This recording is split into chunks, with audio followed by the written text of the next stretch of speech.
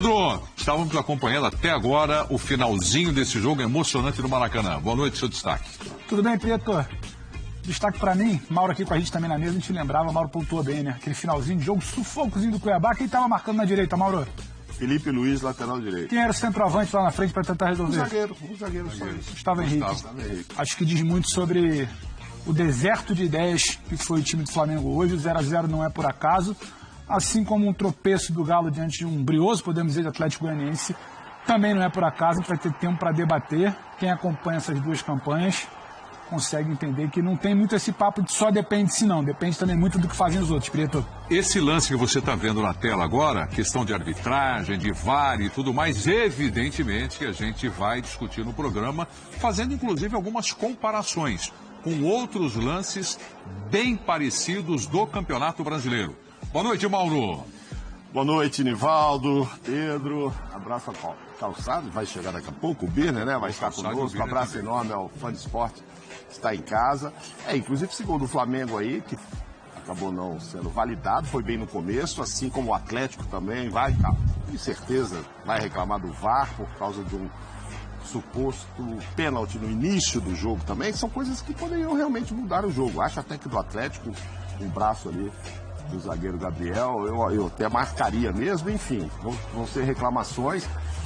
Mas, Preto, eu venho dizendo assim, tá todo mundo olhando a data do jogo de Flamengo e Atlético, né? Flamengo e Atlético, imagina, vamos chegar lá. Vai ser a decisão do Na decisão do campeonato. O ano passado a decisão era quem? Flamengo e Internacional. Aquele jogo vai decidir o campeonato. Acabou que o Flamengo ganhou e no final o Inter podia também ainda ser campeão se tivesse ganho do Corinthians. Então, assim, tem muito jogo pela frente. É óbvio que é legal, animicamente é legal, quem ganhar entre Flamengo e Atlético, deve ser um jogaço, esperamos que seja, etc.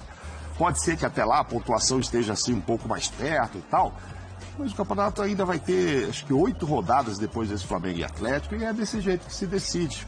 É muito ponto pela frente aí. Os mesmos 3 pontos disputados hoje por Flamengo, por Atlético, são os 3 pontos desse jogo entre eles. Então, assim, tem que ganhar dos outros, não adianta. E o ano passado o Luxemburgo não falava isso, quando ele ainda estava no Palmeiras, falava se vai montar um time para segurar o Flamengo. Ele falou, não é só segurar o Flamengo, tem que ganhar dos outros também.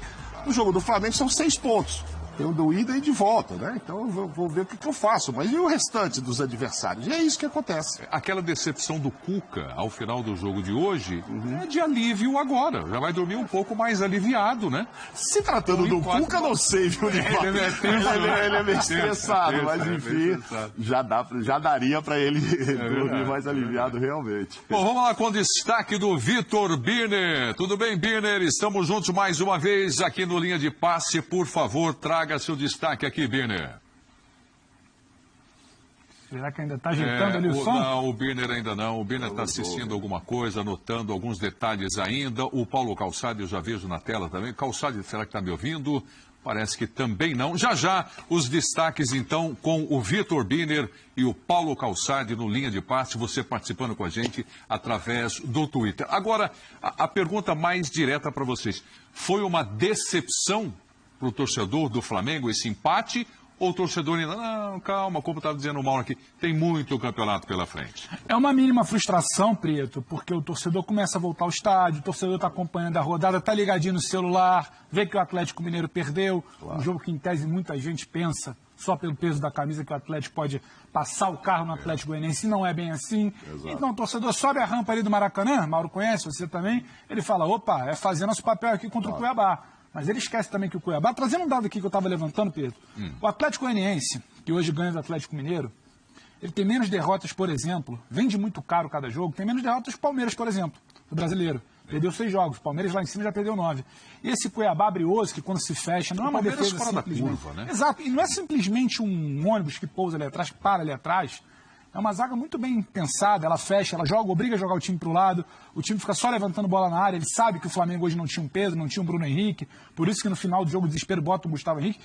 Esse Cuiabá é um dos 5 times que sofre menos derrota no Brasileiro. Mas empata muito, né? É o que mais empata, né? Mas exatamente, mas assim, Galo, Flamengo, Bragantino, Corinthians e Cuiabá. Então não é fácil, não é simplesmente chegar no Maracanã, vai lá e vencer. Mas é claro, por toda a expectativa, por ser o Cuiabá e por ser um Flamengo que sentiu o gostinho ali de diminuir a vantagem, claro, tem uma ponta de frustração. E senti também, alguns relatos dos companheiros que acompanhavam o jogo no Maracanã, começou a pintar aquela pequena vaia ali, muito provavelmente direcionada ao Renato, por um time que diante do Cuiabá, mais do que o 0-0, não apresentou para fazer. Pudesse reclamar que não teve um, que não teve dois. Claro que vai se falar muito daquele gol anulado lá no início, sim, mas depois no início teve quase 90 minutos ali, contando com o acréscimo de jogo. Apresentou muito pouco para justificar que poderia reclamar demais. Então acho que fica uma pontinha de frustração de que, contra o Cuiabá, o adversário direto derrapando antes, a torcida esperava um pouco mais, Preto. Justificam essas vaias por Renato? Isso pode, vamos dizer assim, jogar um gelo no chope do Renato no Rio?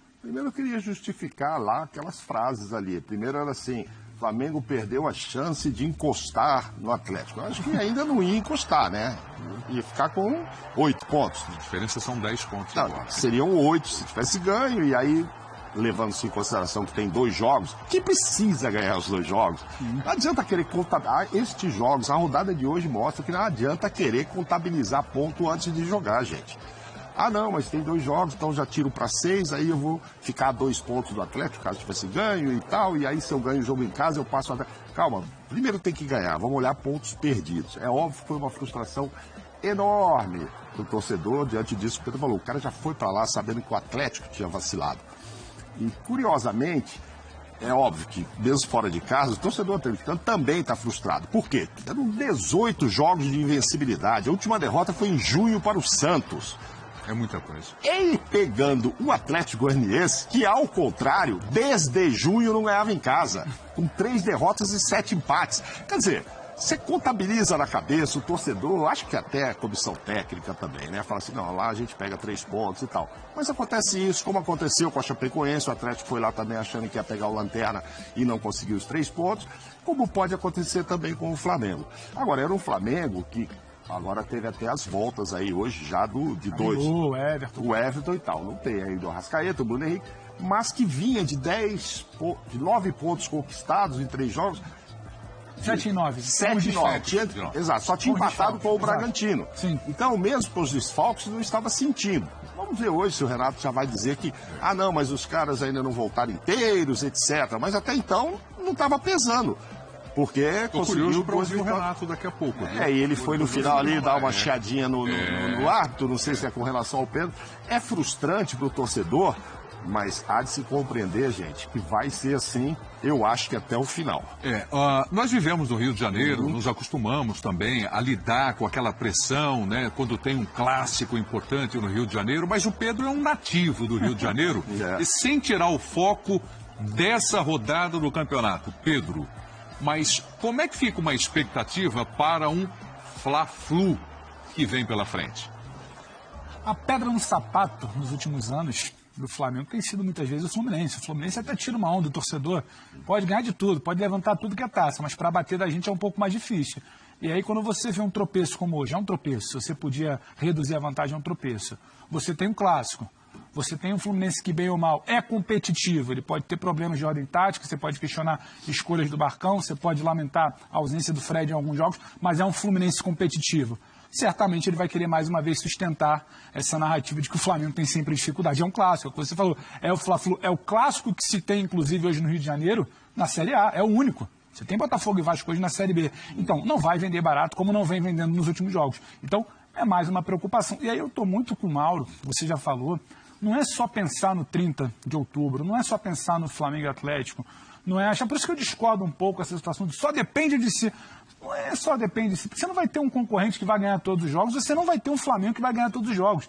Eu acho que depende muito da sua regularidade na competição, quando você pega um Cuiabá, quando você pega um Atlético Goianiense, quando você pega, por exemplo, um Juventude, que muita gente desdenha, por exemplo, mas é um time muito bem armado em algumas situações, sabe se portar em casa, tudo bem que o jogo contra o Flamengo foi algo fora da curva, que foi aquele polo aquático, aquele gramado. Agora, são equipes competitivas, é um campeonato muito nivelado, que em jogo de meio de tabela que você tende a achar que é uma situação ali de camisa, que vai resolver, que simplesmente eu tenho um jogador aqui a colar, um Gabriel, hoje o Arrascaeta fora ainda, o Bruno Henrique, o Everton pode resolver, só que se tem gente trabalhando. Quando se fala, mas a postura do Cuiabá não foi legal, ficou lá atrás, não quis jogar, uma covardia. É uma defesa bem postada, é uma defesa que sabia por onde marcar, sabia para onde jogar o Flamengo. E é o único jeito que dá para jogar contra esse time também, né, Pedro? Reconhece não teve nenhuma finalização, exatamente, zero, nenhuma no gol. Mas é o estilo dos caras. Foi pra lá para isso, para não perder. Jogar por uma bola, aquela história. Que tem time grande que faz isso. E outra coisa, Mauro. O Corinthians do Carille fez isso e acabou campeão.